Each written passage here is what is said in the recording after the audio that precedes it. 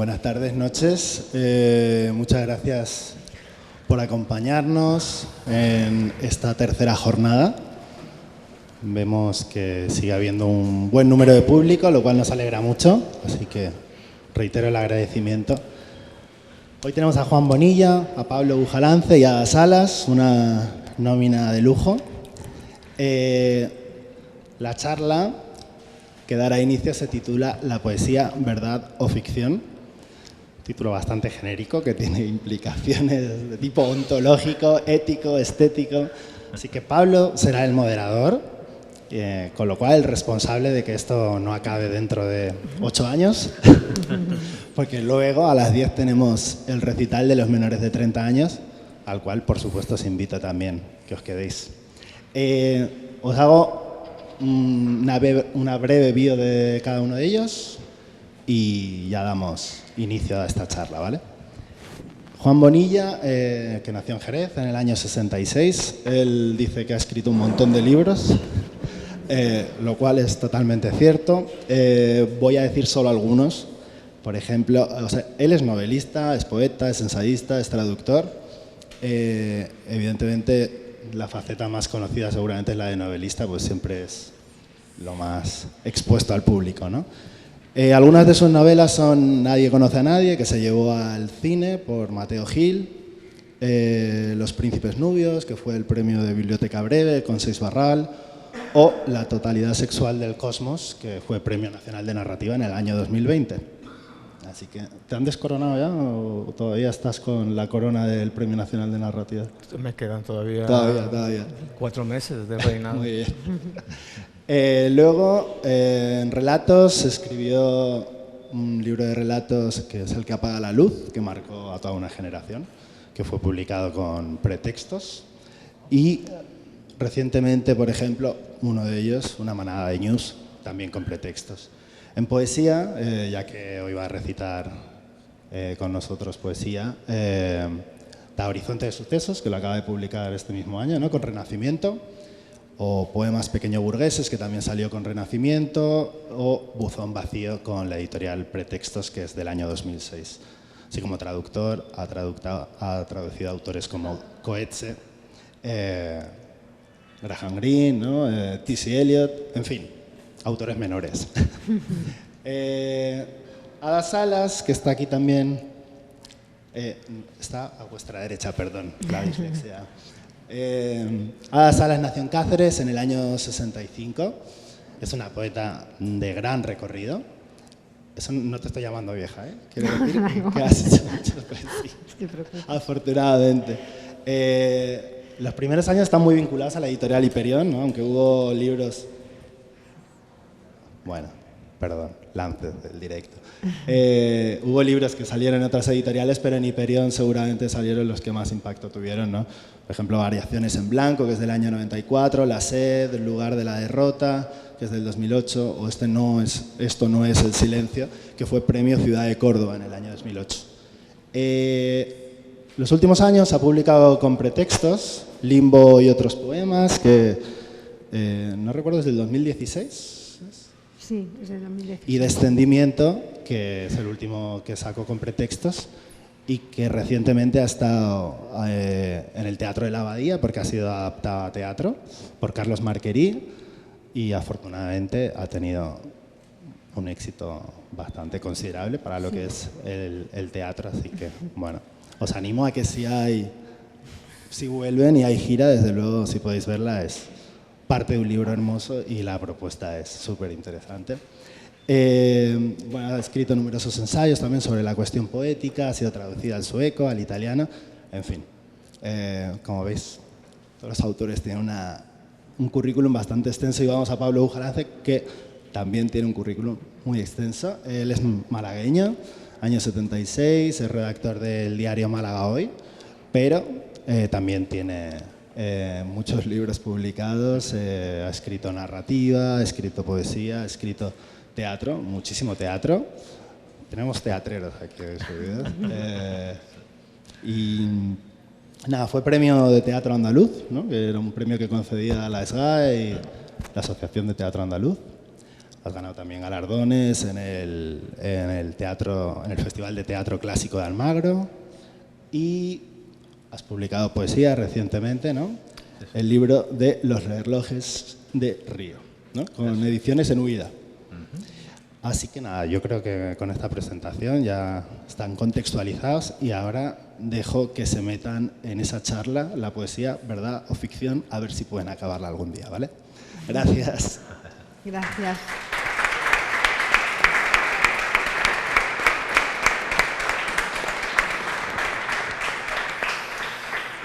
Bueno, muchas gracias Javier. Quiero dar antes de nada las gracias a la organización de Mar Poética, a la Delegación de Cultura del Ayuntamiento de Marbella, por hacer esto posible y, bueno, de manera un tanto egoísta, por darme la posibilidad de compartir un ratito con ellos, dos escritores personalmente admirados y, si queréis, objetivamente, situados y reconocidos entre la literatura más importante y más necesaria que se publica actualmente en lengua española. Y gracias a vosotros, gracias por venir, gracias por hacer que todo este esfuerzo que hace esta organización tenga sentido, gracias por considerar que la poesía es un plan válido para un lunes por la noche, caluroso, y por hacer de la poesía una cuestión importante, que para eso estamos, así que gracias también a vosotros y gracias Juan, gracias Ada por este ratito. Y hablábamos antes que el tema que planteaba Javier realmente daría para estar aquí, bueno, hasta que tuviéramos que batirnos en duelo para resolver y llegar a alguna conclusión, pero en todo caso vamos a intentar darle la mayor enjundia. A mí de entrada os digo que el lema o el título de la charla me llama la atención desde el principio por la disyuntiva. Es decir, dice poesía, verdad o ficción o verdad. Como si realmente habláramos de ficción y de verdad como dos ideas, pues eso, antitéticas o contrarias. Partiendo de la base, y lo digo también como periodista, que habitualmente asignamos la ficción o la idea de ficción a la narrativa, a mí me gustaría que primero de entrada contarais vosotros vuestras impresiones a la hora de escribir poesía, si es que las tenéis, es decir, si es que realmente a la hora de escribir pensáis referente a lo que si estáis escribiendo tiene relación con la verdad, tiene relación con la ficción o, lo que creo que es más interesante, tiene relación con las dos cosas. Si os parece, Ada, ¿qué te parece la cuestión? Bueno, es una cuestión, pues sí, muy larga y muy profunda y da para mucho, ¿no? Pero a mí generalmente,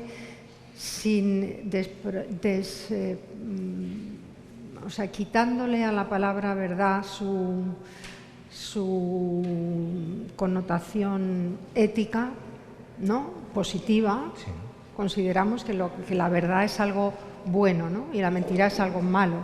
Ya estamos aplicando un foco ético que me gustaría quitarlo en la medida de lo posible. Si conseguimos quitarlo y entendemos que es verdad lo que es auténtico, a mí la poesía que me interesa es aquella en la que encuentro verdad, es decir, en la que encuentro autenticidad. ¿Cómo se llega a esa verdad? A veces a través de la ficción. Es decir, no me importan demasiado los caminos, me importa el destino, ¿no? Me gustan los textos en los que encuentro que hay una verdad. Una verdad que generalmente, y cuando más me interesa, es cuando como lectora percibo que el propio autor, lo cual evidentemente es una ficción mía, se ha visto sorprendido por una verdad cuando escribía el texto. En mis poemas los que me interesan son esos. Cuando veo que de verdad hay una verdad inesperada, que no sé de dónde viene, que no sé cómo ha llegado, pero digo, ostras, una verdad que puede ser referente a, bueno, generalmente, pues a veces a la vida en general o a mí misma, pero bueno, los grandes poetas, también los grandes novelistas, por supuesto, creo que nos descubren siempre cosas que creemos conocer, pero que en realidad no conocemos hasta que no las leemos en sus palabras, ¿no? Tiene algo de revelación de una verdad siempre, para mí la literatura, y eso es lo que me fascina, aunque a veces sea pues a través de una novela de ciencia ficción, ¿no? Quizá en la poesía digamos que la sensación de tocar la verdad para mí es como más directa, simplemente por el género, ¿no? que es breve, es corto, tiene algo de fulguración, y en una novela pues hay muchos más recovecos, hay muchas más posibilidades de fulguraciones, de verdades aisladas dentro de una historia, pero vamos, soy una gran lectora de novela también, ¿eh? Leo de distinta manera, pero no puedo vivir sin la novela tampoco. Juan, en tu caso, cuando escribes poesía, la manera de darte o de reconocerte lo que escribes es distinta, parte de un lugar distinto que cuando escribes novela. No sé, ¿cómo lo sientes? Porque me parece que al final es cuestión también de sensaciones muchas veces. Bueno, es que es francamente complejo, y además me siento como muy a disgusto con las cosas que no son concretas, que no se dejan atrapar fácilmente, ¿no? Y sobre la que hay tantísimos sobreentendidos y malos entendidos, ¿no? Efectivamente, la disyuntiva ese O es un O criminal, es la O del crimen, ¿no? Porque efectivamente verdad o ficción no se niegan entre sí. Como ficción y realidad, como novelista, estoy harto de que me pregunten acerca de ficción o realidad. No conozco a nadie que se salga de la realidad para hacer o leer ficción. La ficción pertenece a la realidad como pertenece a la realidad todo lo demás, ¿no? Es imposible salirse de la realidad, incluso creando otra realidad que estaría dentro de la realidad en la que está la ficción. Pero es que, además de eso, etimológicamente, la palabra ficción no puede tener una raíz más real, viene de fingir. Todavía en inglés dedo se dice finger, y eso es fingir, porque era el verbo que utilizaban los alfareros para hacer jarrones. Es decir, con una materia informe, el barro, un alfarero hacía una ficción que es un jarrón. ¿Me vas a decir que el jarrón no es real? O sea, es que es absurdo. La ficción es absolutamente real porque pertenece a la realidad. Pero es que además el hecho de escribir consiste esencialmente en ir creando una realidad que es la realidad del texto. Entonces yo estoy completamente de acuerdo con Ada, porque efectivamente es el texto el que te va hablando de su propia autenticidad. ¿Visitó Príamo a Aquiles? ¿De verdad nos importa? O sea, lo que importa es la emoción de ese momento en que Príamo va a pedirle el cadáver de Héctor a Aquiles. Y esa realidad, esa sustancia, esa autenticidad y esa ficción la está creando el propio texto. El texto se vale a sí mismo desde el momento en que dices érase una vez, y ya estás creando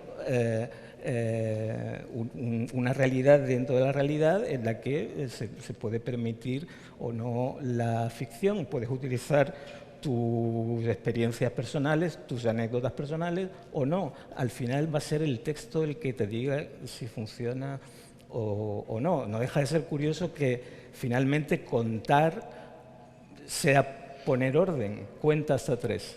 1, 2, 3, cuenta un cuento. Érase una vez. Es decir, ni más ni menos que eso. El texto va, en uno y otro caso, tratando de imponer su propio orden.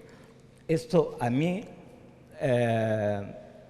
trato de que me suceda cuando escribo narraciones y cuando escribo poemas. Diría que se trata más bien de una diferencia de estado anímico casi. Esto no es un diván y por lo tanto no lo voy a utilizar para psicoanalizarme ahora, pero tiene bastante más que ver con eso. Y termino esta intervención con otro malentendido que damos por bueno, porque yo supongo que cuando me preguntas si escribo narración o escribo poesía, no estás queriendo decir que en mis narraciones no hay poesía. Porque, quiero decir, la búsqueda de la poesía para mí es exactamente, o es muy parecida cuando leo a un gran poeta que cuando leo a un gran narrador, porque yo lo que voy buscando fundamentalmente en mis lecturas es poesía. A veces esa poesía está en una novela de Thomas Mann y no la encuentro en 100 libros de poemas. A veces la encuentro en un ensayo. A veces, es decir, la poesía es una sustancia y cuando se habla de poético y solo se le relaciona con el poema, me parece que se le está rebajando la sustancia a lo poético. Creo que lo poético se encierra en todos los géneros literarios y de hecho creo que la poesía es la madre de todos los géneros literarios. Incluso también fuera de los propios géneros literarios, También, eso de la propia literatura. Por supuestísimo. Lo que comentaba Juan de esa raíz etimológica de la ficción como el hecho de fingir. Claro, me he acordado de repente de Pessoa, ¿no? El poeta es el fingidor, que seguramente tendrá también mucho de malentendido o de lugar común, pero en cualquier caso, Ada,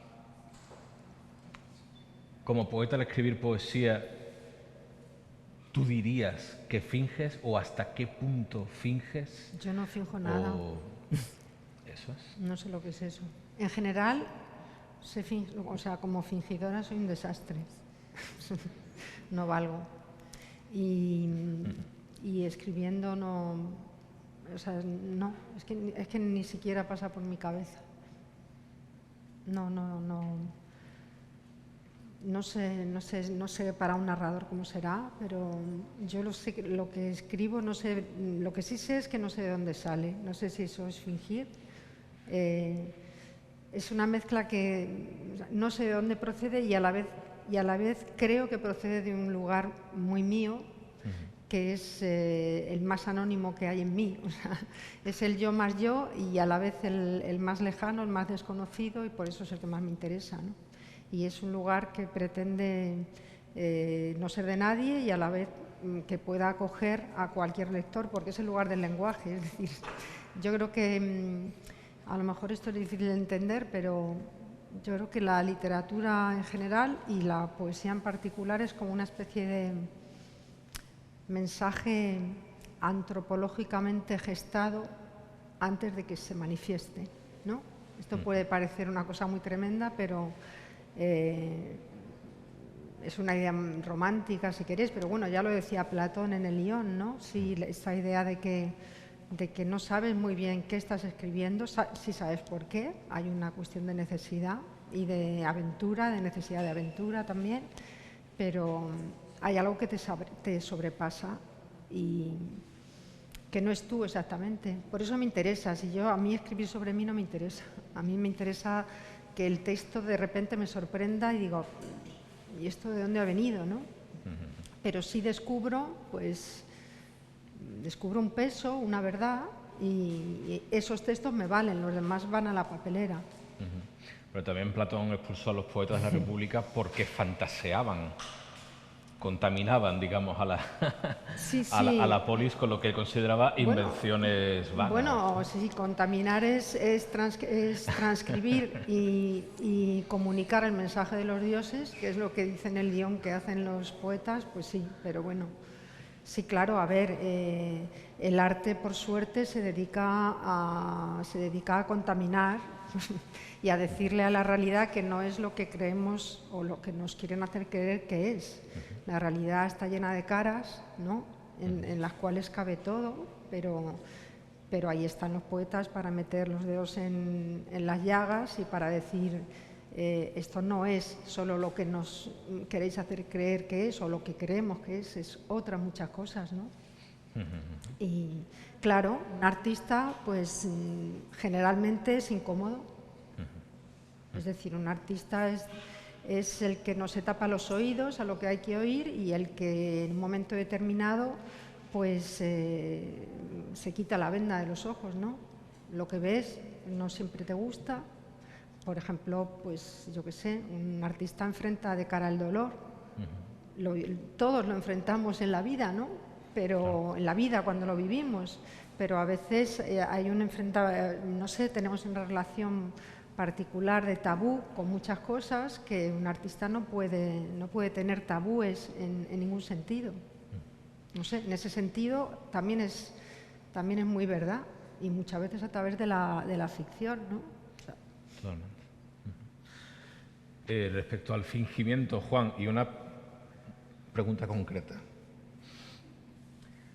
¿Te reconoces en lo que escribes, en la poesía, sean poemas, sean novelas?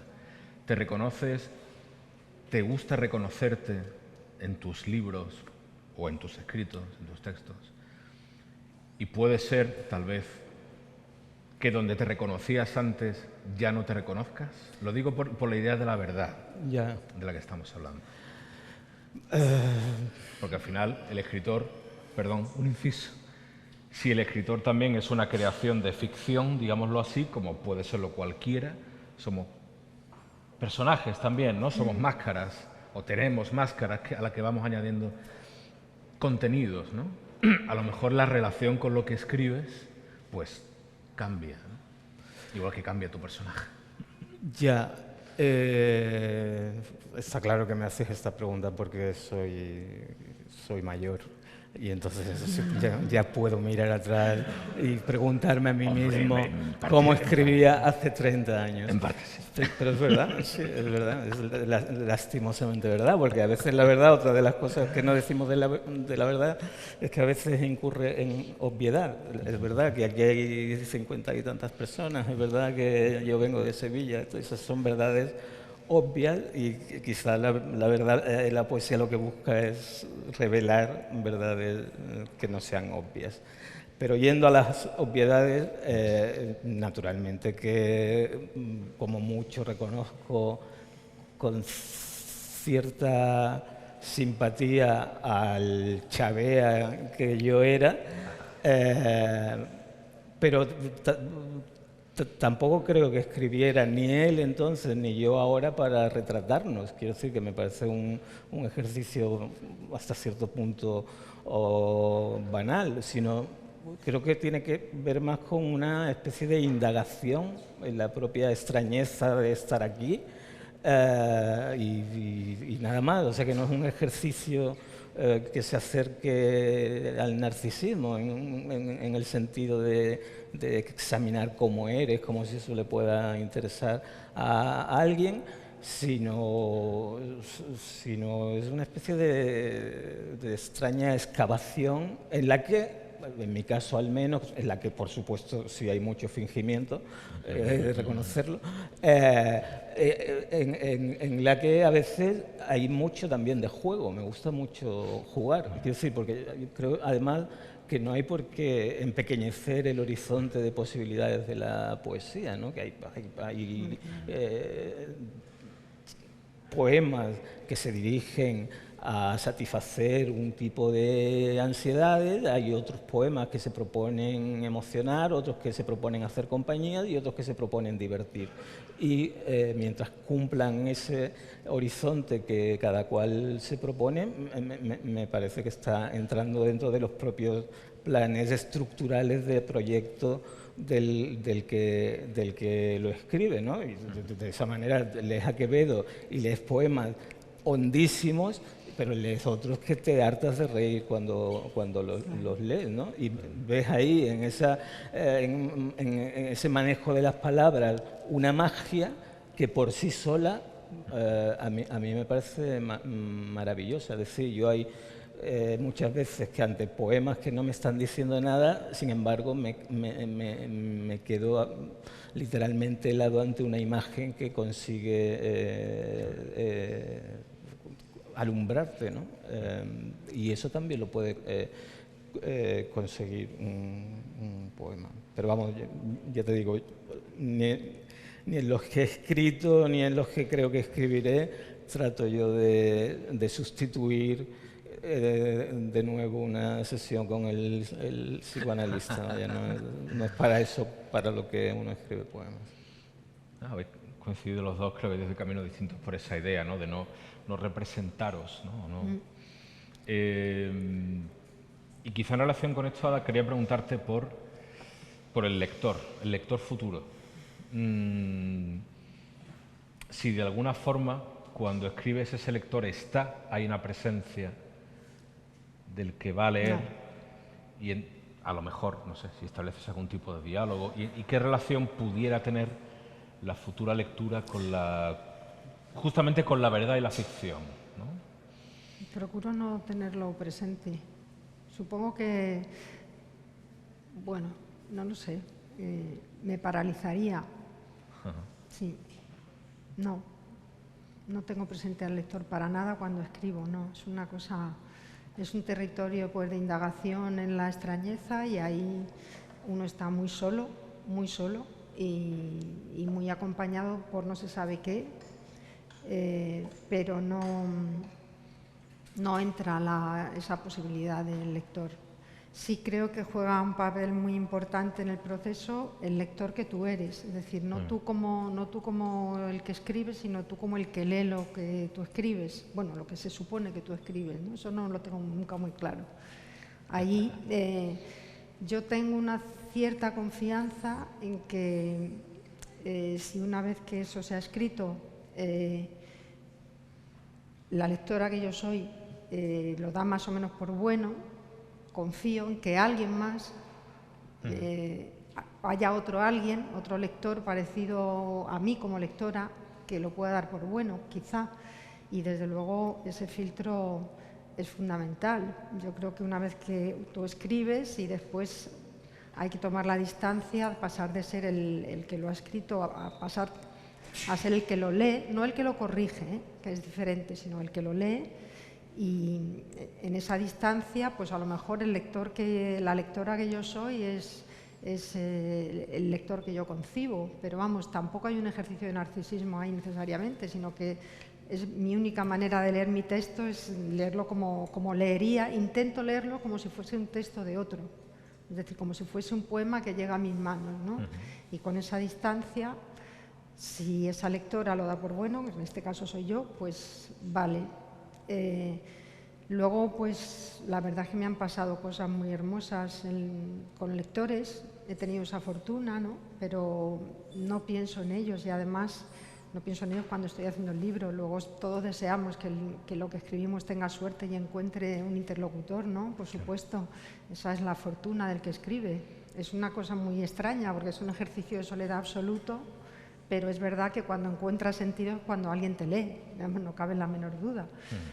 Pero yo creo que escribir teniendo en cuenta constantemente al lector, por lo menos para un poeta, para mí sería paralizante. Creo que no podría hacerlo.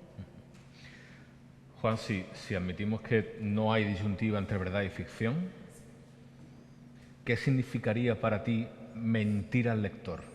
Pero a mí, ¿por qué no me hacen las mismas preguntas que a ella? Es que yo quiero contestar. Me parecen más bonitas. Es que yo quiero contestar. Porque tenemos poco tiempo. Yo quiero contestar a la venga, suya. Responde, por favor.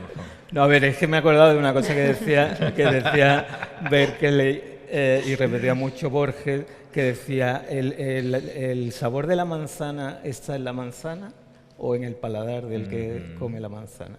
Bueno, y Borges lo aplicaba a la poesía.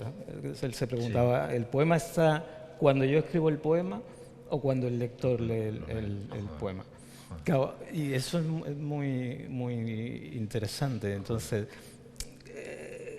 Yo ahí no es que no esté de acuerdo con Ada, estoy tan de acuerdo con Ada que va a parecer que no estoy de acuerdo. En el sentido de que cuando ella piensa en sí misma como lectora, nosotros no podemos, cuando nos ponemos a escribir, descolgar al lector que somos y ponerlo en una percha. Eso no se puede hacer. Cuando escribes, eres lector. De hecho, eres poeta o eres escritor, no porque te hayan pasado cosas dramáticas, cosas intensas, cosas más que a los demás. Seguramente eres poeta porque has leído poesía, porque la poesía te ha llevado a la poesía, es decir, porque el lector que fuiste te ha hecho el poeta que eres. Y esto era lo que quería decir a la pregunta.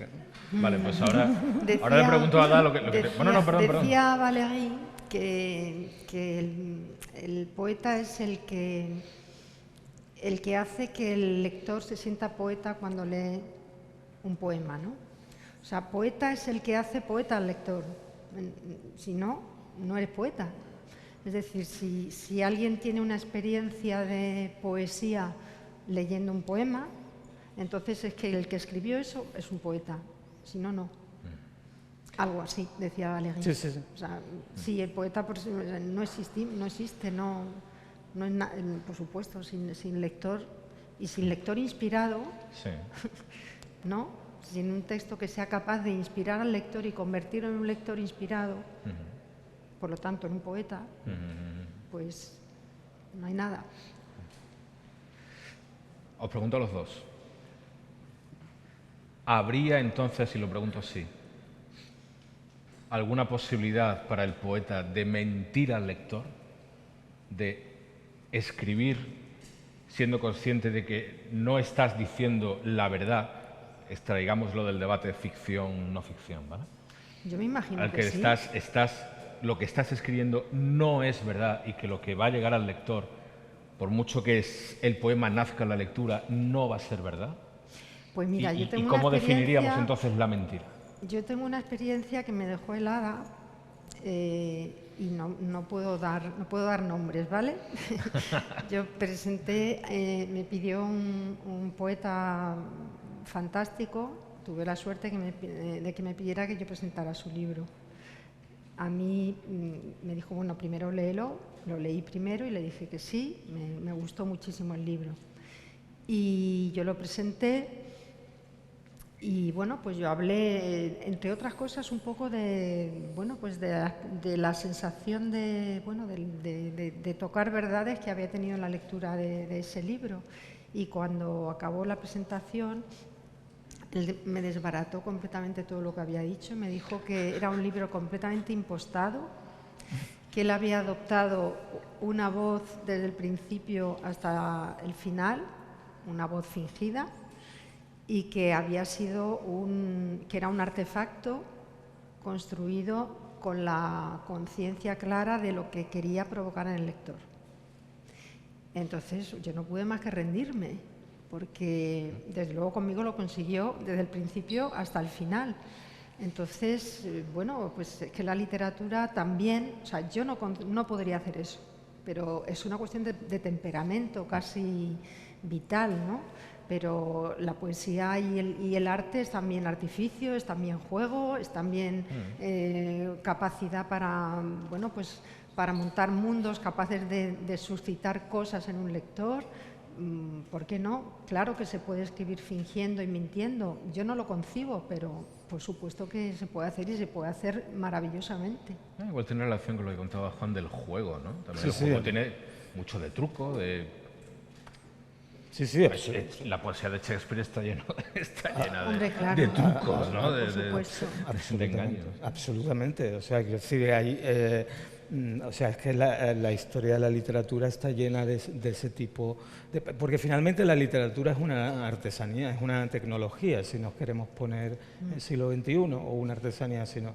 Y efectivamente hay movimientos retóricos que efectivamente buscan un efecto. En la Ilíada hay ese momento prodigioso donde Helena está tejiendo el tapiz, donde en el tapiz está hilando todo lo que se está contando en el poema. Y la llaman un momento porque París va a pelearse con Menelao y en ese momento se para el poema porque no hay tapiz, porque Elena no está tejiendo el tapiz. Y es un momento metaliterario que se diría hoy, que es una auténtica maravilla, que es un auténtico prodigio, ¿no? Y obviamente que eso está perfectamente calculado y perfectamente pensado, ¿no? No podemos ser ingenuos en esto. Quiero decir, hay poemas y hay obras literarias donde los cálculos que se hacen no tienen nada que envidiarle a los planos de un arquitecto. Eso sí, sin duda alguna. Y por lo tanto, o sea... Y luego, aparte, en una de las muchas vinculaciones que la poesía tiene con otras artes, vive de la mentira, ¿no? La publicidad. Es decir, cuando la publicidad consigue un gran eslogan, obviamente te está mintiendo. La chispa de la vida es mentira, pero es un eslogan impresionante. Y hay otros muchos eslóganes que están perfectamente calculados para utilizar lo que podríamos decir que son efectos poéticos, ¿no? Y entonces yo entiendo perfectamente tu sensación decepcionada ante ese autor, pero también me quito el sombrero ante el autor, claro. Sí, yo tuve una sensación muy contradictoria, ¿no? Sí, quería matarlo ahí. Hombre, y por otra parte caí rendida, o sea, a la vez. En una presentación es una puñalada. Lo que pasa es que también está esta cosa... No, pero como lectora, ¿no? Como lectora quería matarlo. Está esta cosa también de que en esto la literatura y la poesía son profundamente injustas, ¿no? Porque gente a la que le han pasado cosas verdaderamente terribles, dramáticas, apasionantes, emocionantes, que se ha enamorado 27 veces y ha tenido 27 finales distintos, es incapaz de escribir un poema que diga nada. Y alguien que no sale de su oficina, que se levanta todas las santas mañanas a las 7 de la mañana, desayuna lo mismo, se va, ve 2 horas de televisión, tal, llega el cabrón, por decirlo poéticamente, y escribe una obra maestra a las 12 de la noche. Y es profundamente injusta. Pero es así, pero tiene que ver también con los talentos. Quiero decir, no nos engañemos. Es decir, hay auténticos talentos de gente que ha vivido poco, que tiene poca experiencia y que a los 16 años es Rimbaud. Sí, y hay gente que no, y ya están. O sea. Llegados a este punto, esto pasa volando, os voy a pedir que nos regaléis una lectura de lo que hayáis buenamente traído, preparado. Si os pido brevedad, ¿vale? Así que, Ada, ¿empezamos? Bueno, sí. Bueno, a mí se me ha cumplido le comentaba a Javier que se me ha cumplido hoy una de mis peores pesadillas. Yo soy profe de instituto y tengo muchas pesadillas con el instituto, sobre todo en el mes de agosto, cuando se acaban las vacaciones. Por ejemplo, una es que no encuentro el aula, ¿no? Que tengo que dar clase y me pierdo por los pasillos. Y otra es que voy a hacer una lectura y no me he traído los libros, me los he dejado en casa. Pues hoy se ha cumplido. No me he traído los libros, pero mi chico me ha dejado su tablet donde hay algunos poemas. Así que voy a ver si los encuentro. Bueno, yo he hecho una pequeña selección de poemas que hace muchísimo que no leo. Es un libro del 2008 que se titula Esto no es el silencio. Y he seleccionado poemas que pudieran tener algo que ver con esto, ¿no? Vagamente. Una mirada que disuelva con paciencia y con método el edificio azul de la memoria. Una mano que arranque. Carne solo, aunque mísera. Que el día sea real, un paisaje real, sin el espejo incierto de los símbolos, y que el frío, ese frío que encoge la ciudad hasta darle el tamaño preciso de mi casa, sea solo la llaga que recuerde a los hombres su cuerpo de animales ateridos.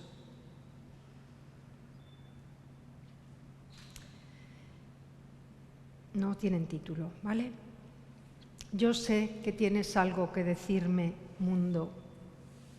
Voy a limpiarlo todo para que todo sea aún más transparente y pueda oír aquello que murmuras sin esfuerzo y sin miedo.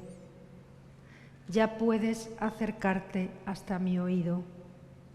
Vamos a hablar despacio, muy despacio, sin prisa, como si nunca, mundo, nos llegara la muerte.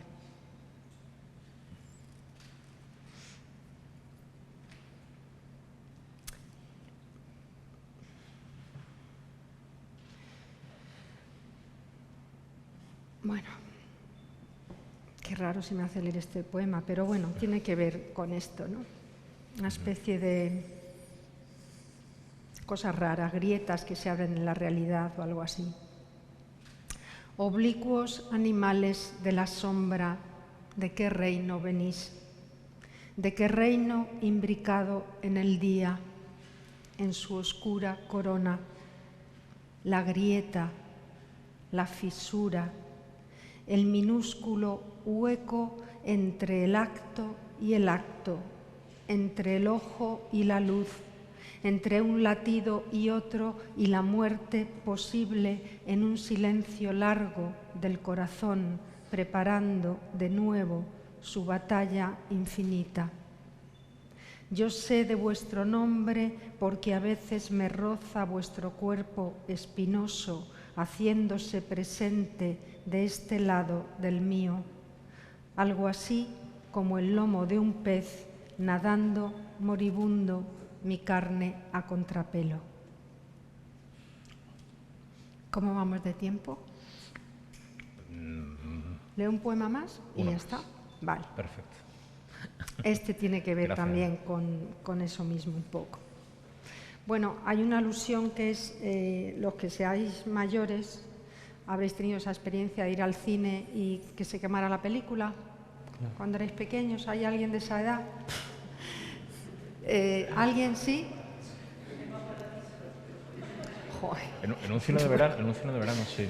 Bueno, yo cuando era chica en Cáceres se quemaba muchas veces la película. Estaba viendo una peli y de repente se quemaba. ¿Sí? ¿Tú lo has tenido? Pues bueno, pues de repente se empezaba un foco de luz y se apagaba, apagón y había que cortar, pegar, te quedabas sin ver un trozo de peli. Se quemaba el negativo. Sí, pues era un apagón, ¿no? Estabas ahí viendo a Burt Lancaster, ¿no? Y te quedabas sin él. Lo que duerme en los pliegues, lo no visto, no oído, lo nunca pronunciado, lo hundido en la hendidura de la roca, el punto donde empieza silencioso el incendio, el cine, esa pantalla ardida en un segundo, primer aprendizaje de la aniquilación.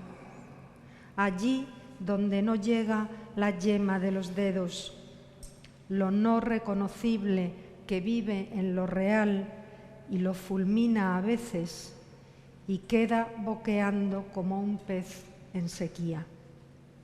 Ya está. Gracias. Gracias. Gracias. Gracias.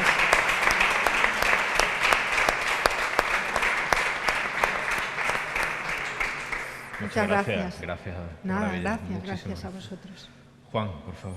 Bueno, pues yo voy a leer 3 poemas. Perfecto. Vale. Estás en tu casa, lo que tú quieras. Vale.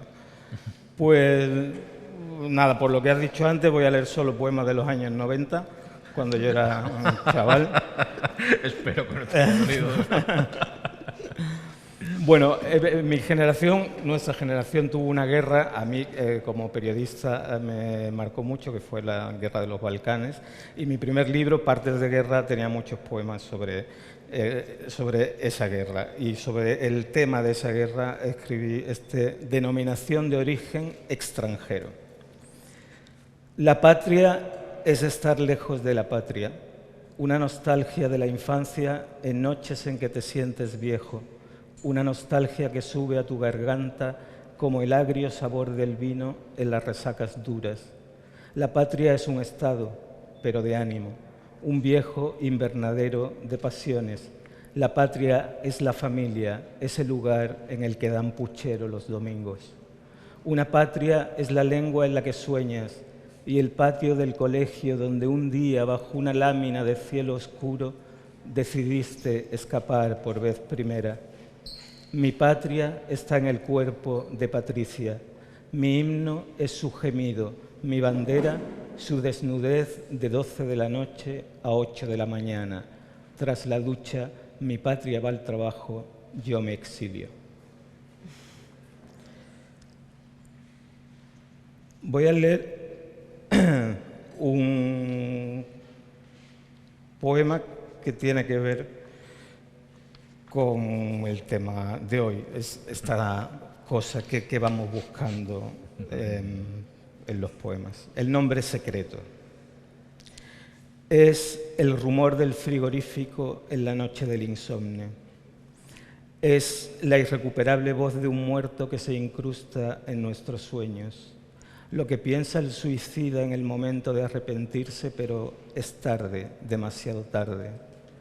Es el espasmo de placer que aplasta con su pie descalzo nuestra identidad. Es el chasquido de dos piedras que repite la invención del fuego. El mensaje ilegible que componen los erizos en la playa. Es la extrañeza del niño que no sabe hablar cuando lo llaman por un nombre en el que aún no se reconoce. Es el gañido de los perros que se ahorcan en las noches de fuegos artificiales. Es lo que no le sabe susurrar el padre al cadáver de su hijo.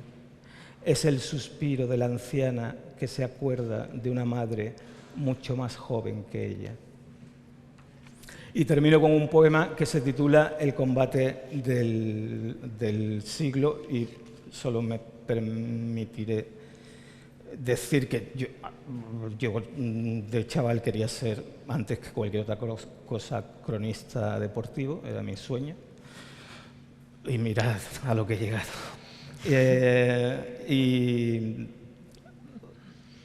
acordándome de que quería ser cronista deportivo, escribí este poema que tiene forma de crónica deportiva, El combate del siglo.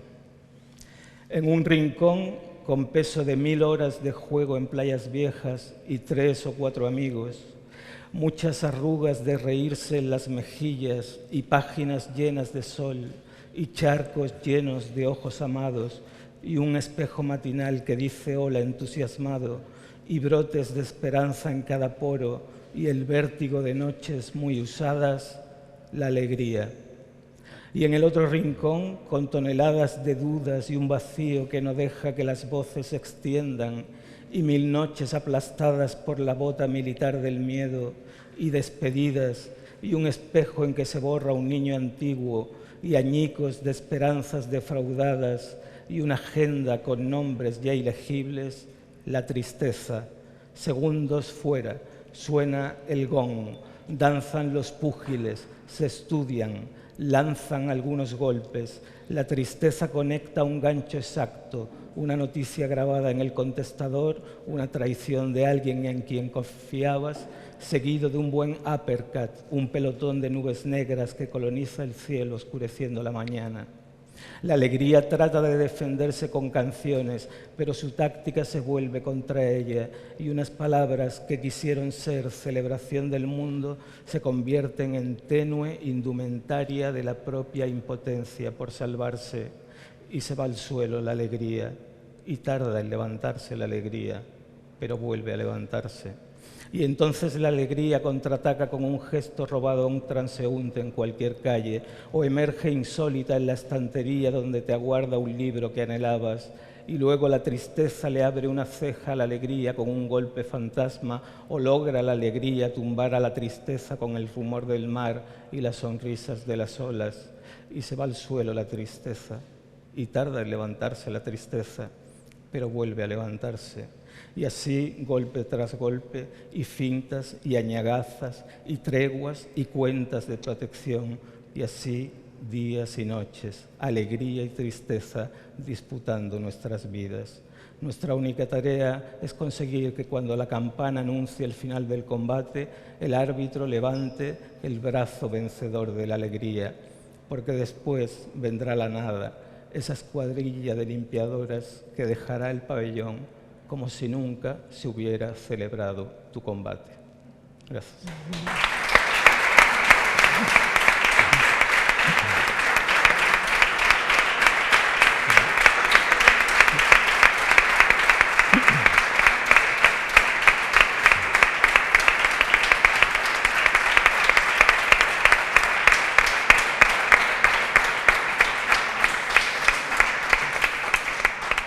Muchas gracias, Juan. Muchísimas gracias. Bueno, comprenderéis que lo vaticinaba antes. Yo, la verdad es que me quedaría con ellos aquí hasta que tuviera que venir a sacarnos la Guardia Civil, ¿no? Pero bueno, hay una lectura ahora muy interesante que os recomiendo que no os perdáis. Y creo que, aunque breve, lo cual también es un valor, bueno, pues ha sido un viaje interesante que espero de verdad que hayáis disfrutado y que, bueno, creo que hay material para salir rumiando ya cada cual con sus ideas. Muchísimas gracias por haber venido y buenas noches. Gracias. Gracias. Muchas gracias. Muchas gracias.